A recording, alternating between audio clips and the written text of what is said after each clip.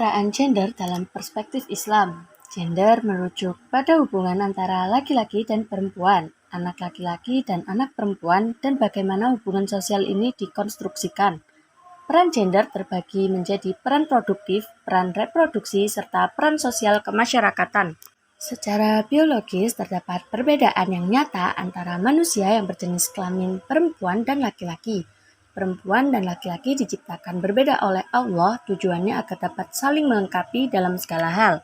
Dalam keluarga misalnya, pria memiliki peran sebagai imam atau pemimpin keluarga, berkewajiban melindungi, menafkahi, dan juga menuntun keluarga agar selalu dalam keimanan. Sedangkan wanita berperan sebagai istri yang kewajiban utamanya adalah melayani dan mendampingi suami. Selain itu, tugas penting lainnya adalah mendidik putra-putri dalam keluarga agar tumbuh menjadi solih-solihah.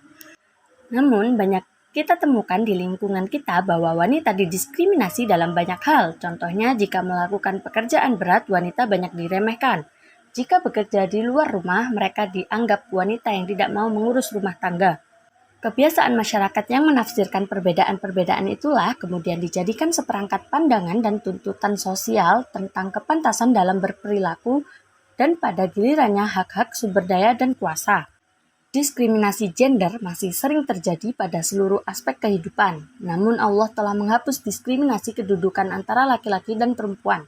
Agama Islam memandang semua makhluk Allah yang memiliki akal sehat, baik laki-laki maupun perempuan, memiliki amanah sebagai hamba Allah dan khalifah Allah yang harus ditunaikan dengan sebaik-baiknya dan kelak dimintai pertanggungjawaban oleh Allah Subhanahu wa taala. Wanita dalam perspektif Islam memiliki kedudukan yang mulia dan terhormat. Al-Quran sebagai sumber hukum utama dalam ajaran Islam secara tegas menyatakan bahwa keberadaan laki-laki dan perempuan itu sejajar. Jika ada tanggapan rendah terhadap kedudukan wanita, maka tanggapan tersebut sangat bertentangan dengan Al-Quran. Wanita memiliki hak yang harus dihargai. Yang pertama, hak untuk bekerja. Selama norma agama dan etika tetap terpelihara dalam diri masing-masing individu, yang kedua, hak dan kewajiban untuk menuntut ilmu. Dan yang terakhir, hak untuk berkiprah dalam dunia politik seperti memberikan pendapat saat bermusyawarah untuk menyelesaikan permasalahan umat. Kekerasan seksual dalam perspektif Islam. Tindakan kekerasan seksual sering terjadi pada perempuan akan tetapi tidak menutup kemungkinan bisa terjadi terhadap laki-laki. Dalam ajaran Islam, tindakan pelecehan dan kekerasan seksual tidak dibenarkan karena bertentangan dengan nilai kehormatan manusia dan telah keluar dari syariat. Islam juga memberi hukuman bagi pelaku pelecehan dan kekerasan seksual. Kekerasan seksual dapat berbentuk fisik, psikis, verbal, dan digital. Korban pelecehan seksual umumnya adalah perempuan dan anak-anak. Namun menurut banyak laporan belakangan, ternyata ada juga laki-laki yang menjadi korban pelecehan seksual, baik itu dilakukan oleh perempuan maupun dilakukan oleh laki-laki lainnya atau homoseks. Pelakunya pun berasal dari beragam kalangan, dari orang terdekat seperti keluarga, kerabat, tetangga, orang yang berpendidikan maupun yang tidak, bahkan orang yang kita anggap religius pun ternyata ada yang menjadi pelaku pelecehan seksual. Kasus pelecehan seksual juga bisa terjadi di mana saja, seperti mal, di dalam kendaraan umum, di sekolah, di tempat kerja, bahkan pernah pula diberitakan adanya kasus pelecehan yang terjadi di tempat ibadah. Islam melindungi perempuan dari pelecehan melalui pelaksanaan aturan seperti berikut.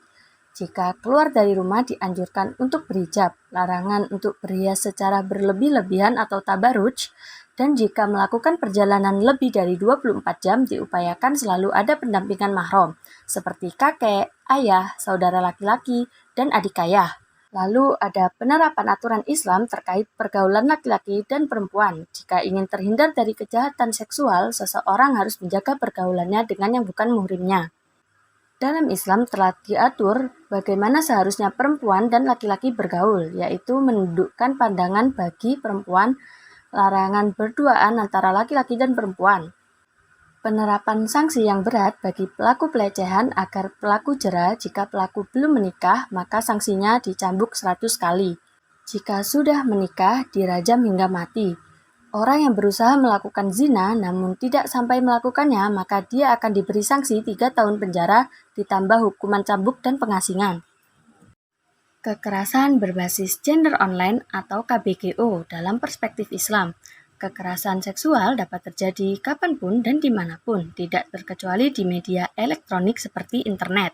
Kekerasan berbasis gender online atau KBGO merupakan bentuk kekerasan yang dilakukan dan difasilitasi elektronik online dengan memanfaatkan device seperti telepon genggam, internet, platform sosial media, dan email.